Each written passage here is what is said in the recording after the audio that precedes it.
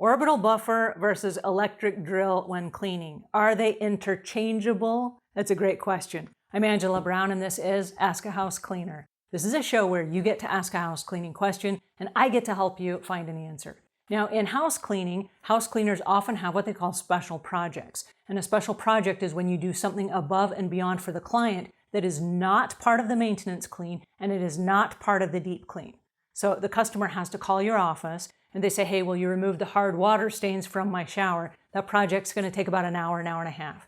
And so it's special equipment, special personal protective equipment, special training, and then there's a special price. So it's not part of your regular cleaning and it's not part of your deep cleaning, okay? So that's how that works. But can you interchange the tools? The answer in my suggestion is no, because it's not scalable. Now there is going to be a house cleaner. I know there are some out there. I know I myself am one of them. I'm so skilled with power tools that I have the control over one piece of unit and I know exactly how to treat that unit. But it's not scalable if you're sending someone else out, for example, an employee. So here's how it works.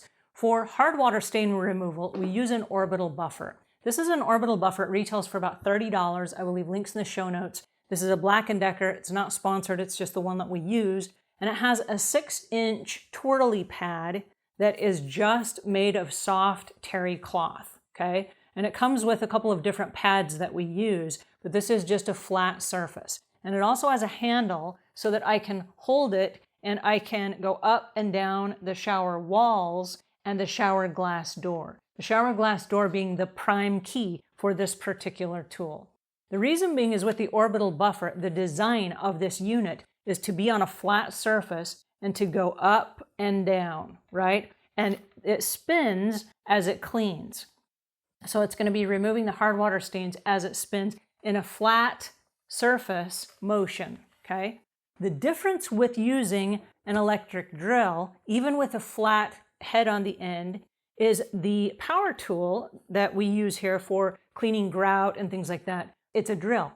This is a drill bit. It looks like this, and it just has the bit on the end.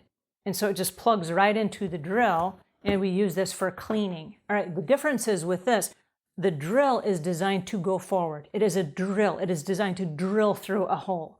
And so if you're using the drill on a shower glass door, the tendency, if you're not careful and you don't hold it exactly correctly and you don't manage it, it can go right through that shower glass door, even if it has a flat head. This unit is not designed to go on a flat surface. This unit is designed to go through something, okay? One of the largest damage expenses that I see is there are cleaning companies that will try to just use the power drill on the glass shower door. And what happens is they drill right through the customer's shower glass and then they try to file an insurance claim. The insurance company, I hate to tell you, will not cover this particular problem for this reason. When you are with a power tool in your hand, it is in your care, custody, and control, okay? So you are expected to know how to use it, which is where the special training comes in. The other thing is if you drive through a customer's glass door, they're gonna say, how did it happen? Well, I had this power drill and they're not gonna cover it, okay? So you wanna make sure that you don't put yourself in that situation and your employees by using the wrong tool. So can you use it? Technically, yes. Do I recommend it? Absolutely not. I've seen so many companies with shower glass doors that they've had to replace for the customer that their insurance did not cover because they used the power drill instead of the orbital buffer, okay? So again, $30, $45, two separate different pieces of equipment.